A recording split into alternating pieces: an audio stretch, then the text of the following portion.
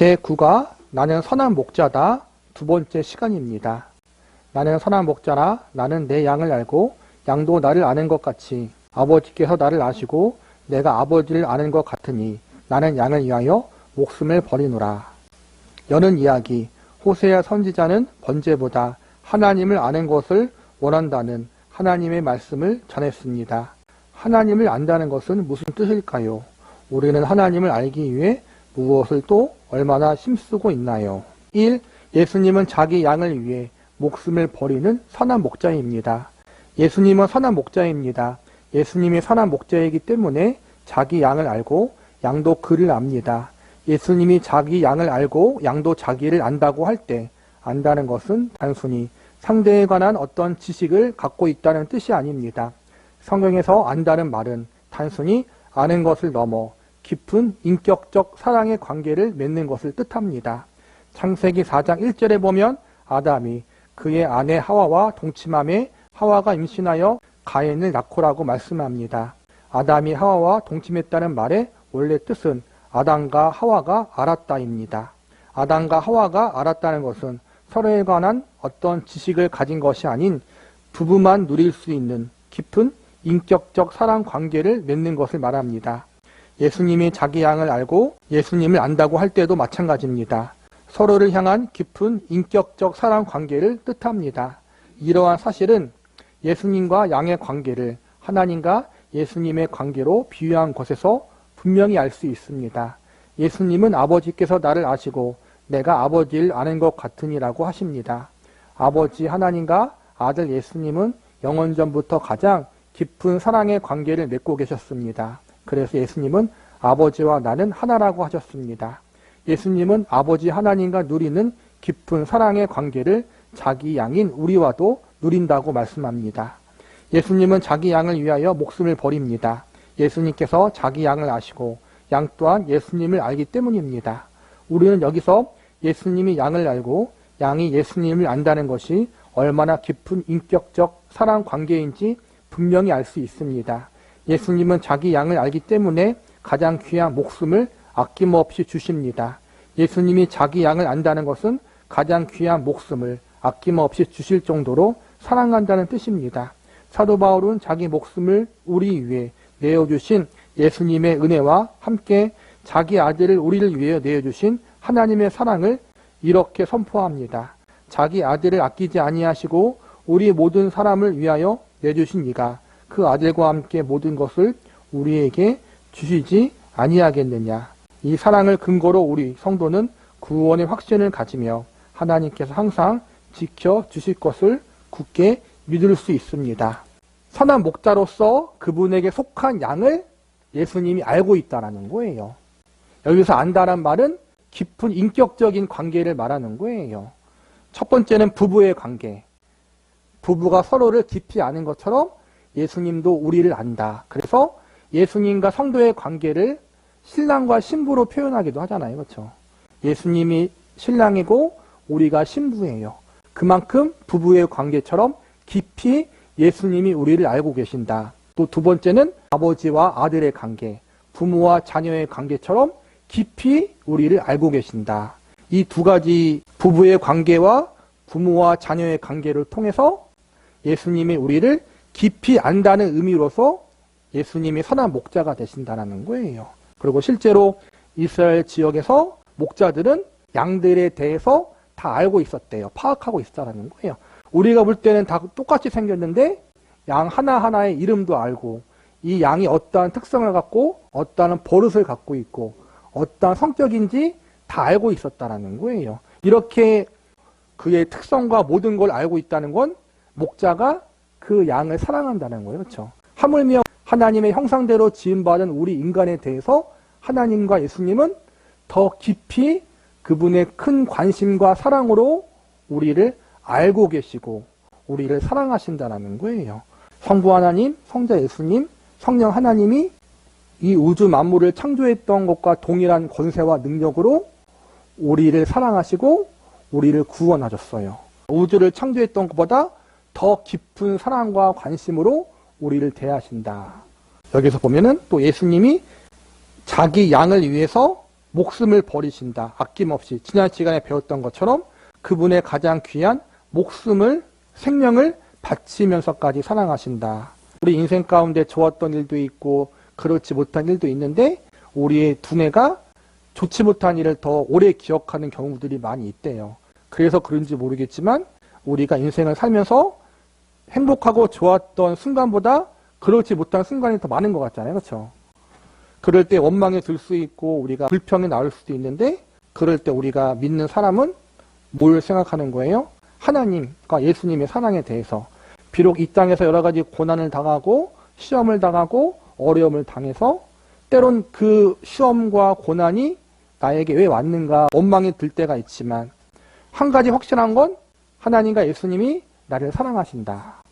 그 사랑이 말로만의 사랑이 아니라 그분의 전부를 내어주시기까지 사랑하신다. 고난의 이유에 대해서 다 우리가 설명할 수 없어요. 그러나 확실한 건 하나님과 예수님이 우리를 사랑하고 계시고 이 땅에서 다 보상받지 못하지만 한 천국에서 그 모든 것에 대해서 보상해 주시고 위로해 주신다는 사실을 우리가 신뢰함으로 믿음으로 인내할 수 있고 고난 중에 감사할 수 있고 환난 중에 기뻐할 수 있다는 거예요. 그 증거가 예수님이라는 거예요. 우리가 하나님이 우리를 향한 그분의 마음이 어떠한지를 예수님을 통해서 확증해서 보여주셨다. 살면서 지금까지 겪었던 고난보다 더 큰 고난이 남았어요. 첫 번째는 죽음이잖아요. 그렇죠? 다 죽어야 돼요.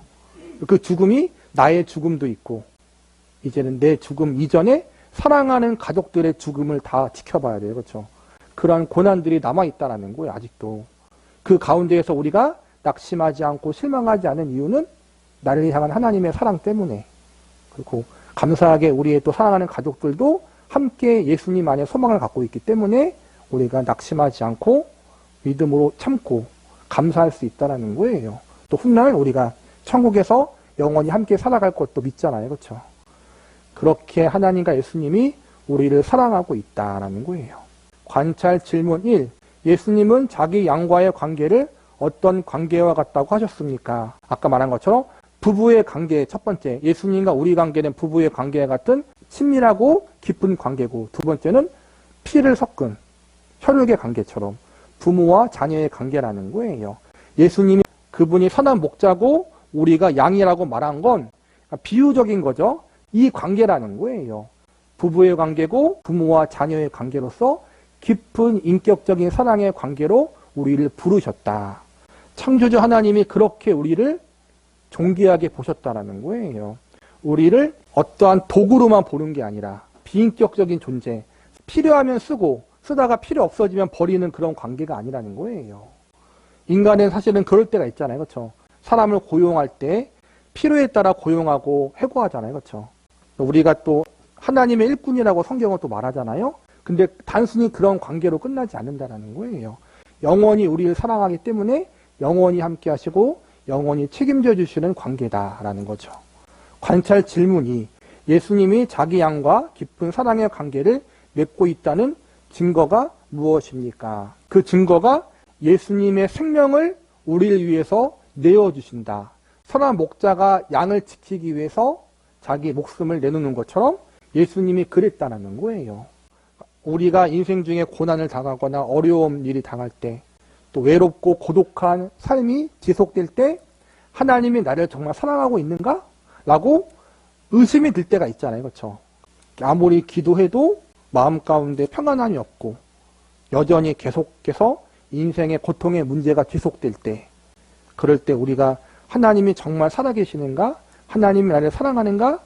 의심이 들 때가 있어요. 그때 우리가 뭘 생각하냐면은 예수님이 나를 위해 십자가에서 돌아가시고 그분의 생명을 내어주셨다는 걸 기억하라는 거예요.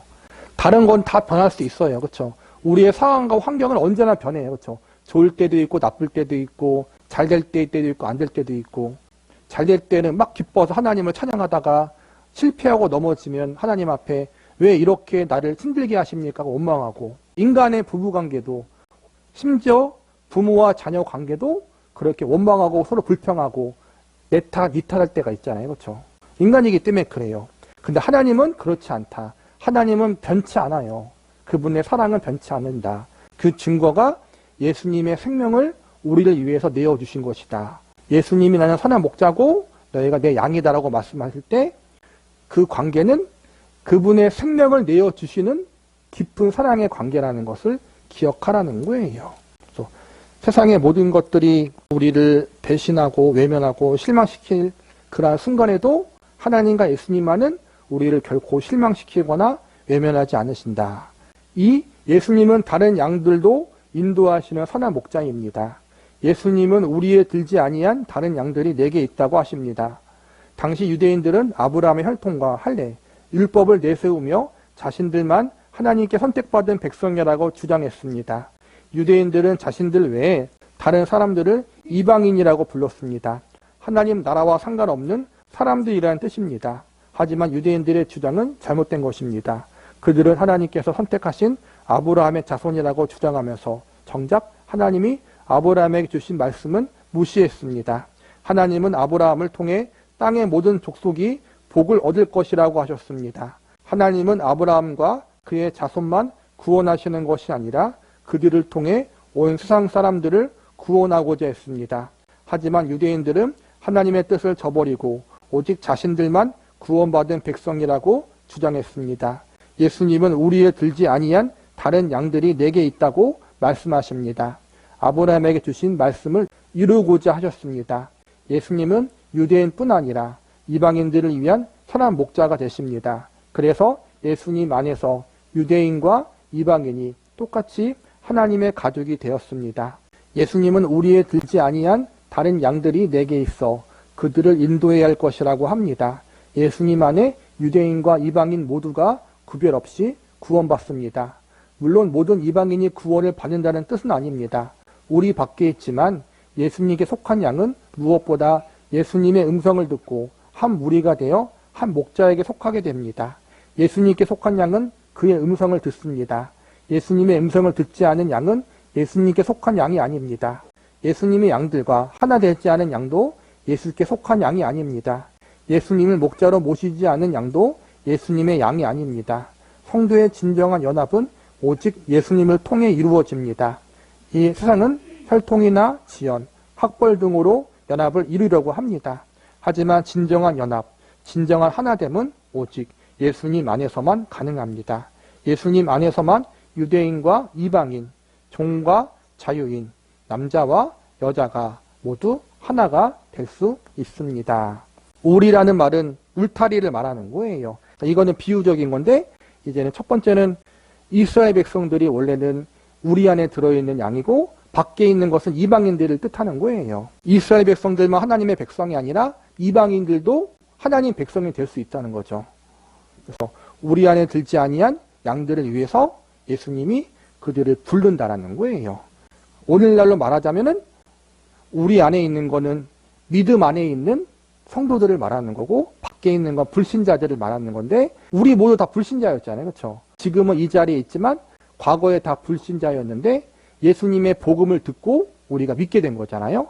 이처럼 우리 밖에 있지만 예수님의 양들은 복음을 들으며 응답한다라는 거예요. 근데 그 응답이라는 게 즉각적인 응답이기보다는 우리가 경험했듯이 오랜 시간 동안 점진적이고 차근차근적인 준비 과정이에요.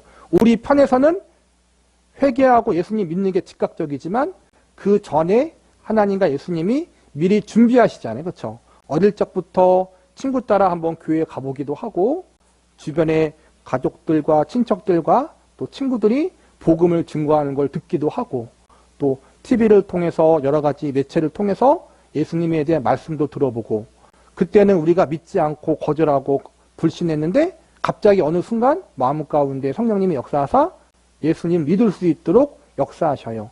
그 과정 가운데 수십 년 동안 우리 인생 가운데 하나님이 준비하신 거란 말이에요. 그래서 우리가 우리의 가족들, 친척들, 주변 이웃들에게 복음을 증거했는데 아직까지 믿지 않는 사람들도 많이 있잖아요. 그렇죠? 우리가 그에 대해서 실망하거나 정죄하기보다는 우리도 그랬다는 걸 기억하면서 하나님의 때가 되면 하나님께서 그들도 역사하사 복음을 들을 수 있도록 하실 거다라고 소망을 갖는 거예요. 소망을 갖는 거예요. 3. 예수님은 하나님의 뜻에 순종하신 선한 목자입니다. 선한 목자이신 예수님은 목숨을 버림으로 생명을 얻는다는 진리를 몸소 보여주었습니다. 예수님은 죄와 허물로 죽은 우리를 살리기 위해 십자가에서 죽임 당하셨습니다. 하지만 예수님의 십자가 죽음은 희생으로만 끝나지 않습니다. 예수님은 목숨을 얻기 위해 버리셨기 때문입니다.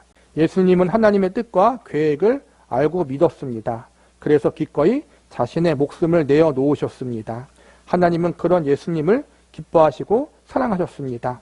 하나님은 십자가에서 죽은 예수님을 사흘 만에 다시 살리셨습니다. 그 예수님은 승천하여 하나님 우편에 앉아 모든 권세를 받으셨습니다.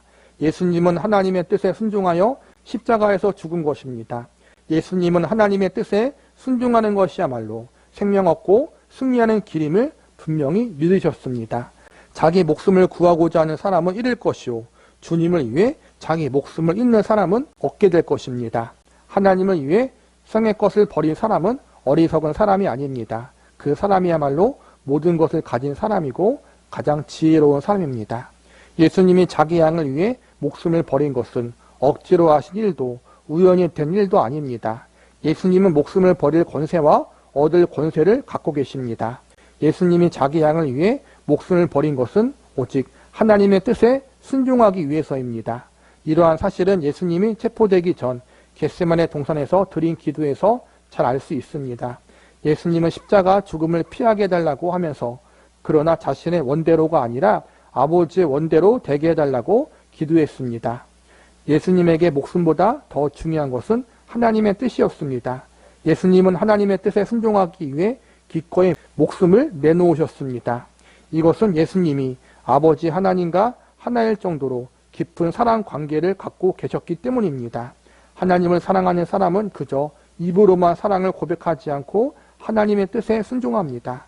하나님을 사랑하는 성도는 예수님처럼 하나님의 뜻에 순종하는 것을 목숨보다 귀하게 여깁니다. 하나님은 순종하는 성도를 사랑하시고 그를 통해 영광을 받으십니다. 예수님께서 십자가에 우리의 죄를 대속하기 위해 죽으셨잖아요. 그 대속의 죽음은 우연히 일어난 것이 아니라 하나님의 계획과 준비하심 가운데 일어난 일이에요. 그리고 예수님의 순종하심. 유대인들이 예수님을 잡아다가 죽였지만 스스로 자원하신 거란 말이에요. 복음서에 보면 예수님이 마음만 먹으면 피할 수 있었어요. 예수님이 천사를 동원할 수도 있었고 예수님이 가진 권세로 십자가를 지지 않아도 되었지만 하나님의 뜻이 십자가를 지는 거기 때문에, 왜냐하면 십자가에서 우리의 죄를 대신해서 예수님이 죽어야만 우리에게 구원의 길이 열리기 때문에 그 하나님의 뜻에 예수님이 자발적으로 순종한 거란 말이에요. 시브리서 말씀에 보면은 하나님의 뜻에 순종하기 위해서 십자가를 지신 거지만 동시에 그 십자가를 지음을 통해 우리가 구원받고 생명을 얻을 것을 기뻐하시며 그 길을 걸어갔다라고 나와요. 즉 우리를 사랑하심으로 그분이 기뻐하심으로 그 고난의 길을 택한 거란 말이에요. 예수님은 우리를 억지로 사랑한 게 아니다. 마찬가지로 우리도 예수님을, 하나님을 억지로 사랑하면 안 된다라는 거예요. 우리도 자발적인 기쁨으로, 자발적인 순종으로 그분을 사랑하고 그분을 믿어야 된다라는 것. 관찰 질문 5. 예수님이 목숨을 버리는 이유는 무엇입니까? 우리를 구원하기 위해서잖아요. 우리의 죄를 대신해서 그 생명을 내어 주셔야만 우리가 구원받을 수 있는 길이 열려요. 다른 방법이 없어요. 하나님은 사랑의 하나님이고 동시에 정의의 하나님이고 공의의 하나님이에요. 죄인들에게 말씀으로만 너희 용서했다라고 할 수 없다라는 거예요. 왜냐하면 하나님의 정의와 공의가 무너지잖아요. 그러면은 죄를 지은 거에 대해서는 심판해야 돼요. 반드시. 그게 하나님의 법이고 하나님의 가지신 정의예요. 그거를 만족시키기 위해서는 죽어야 돼. 죄인들이 다. 죄의 값을 받아야 된다라는 거예요. 근데 그 우리가 받아야 할 죄의 값을 예수님이 대신 받은 거란 말이에요. 우리의 죄의 값을 대신해 줄 수 있는 존재가 온 세상에 존재하지 않아요. 오직 예수님밖에 없다라는 것. 그래서 하나님이 예수님을 보내주신 거고 그분의 생명을 주신 것이다. 그래서 하나님의 뜻에 순종해서 우리를 구원하기 위해서 예수님이 십자가에서 목숨을 버리신 것이다라는 거예요. 관찰 질문 6. 예수님의 십자가 죽음이 우연이거나 마지못해 이루어지는 일이 아니라는 사실을 우리는 어떻게 알 수 있습니까? 예수님이 스스로 생명을 버릴 수도 있고 얻을 수 있다라고 말씀하셔요. 그러할 능력과 권세가 있다라는 거예요. 그러니까 예수님이 십자가를 안 지을 수도 있다라는 거예요. 예수님의 마음으로, 예수님의 자유의지로. 아까 말한 것처럼 예수님은 우리를 구원하기 위해서, 또 하나님의 뜻에 순종하기 위해서 스스로 순종해서 자발적으로 십자가를 지신 것이다라는 것. 우리가 하나님을 위해서 헌신하고 희생하고 순종하고 열심을 냈는데 우리의 열심보다 솔직히 말하면 하나님의 열심이 더 많아요. 그렇죠? 하나님을 위해 바쁜 것보다 하나님이 우리를 위해 바쁜 게 많다라는 거예요. 부지런히 막 일하시고 돌아다니신다는 거예요. 우리 때문에. 그런 신이 어딨냐는 거예요. 그런 인격적인 신, 사랑의 신이. 그 하나님이, 그 예수님이 우리의 아버지고 우리의 왕이고 우리의 주인이라는 것. 그리고 이 땅에서만 그렇게 잘해주는 걸 끝나지 않고 이 땅 이후에도 영원히 이제는 우리를 책임져 주시는 분이 하나님이라는 것, 예수님이라는 거예요. 그래서 우리가 믿는 신앙, 하나님과 예수님에 대한 신앙은 공지한 신앙이에요. 그 믿는 것이 후회스럽지 않다라는 거예요. 고귀하다라는 거예요. 그래서 예수님을 믿는다는 것이 참으로 아름다운 일이다. 그리고 그 아름다운 삶을 우리가 살아내야 한다는 거예요.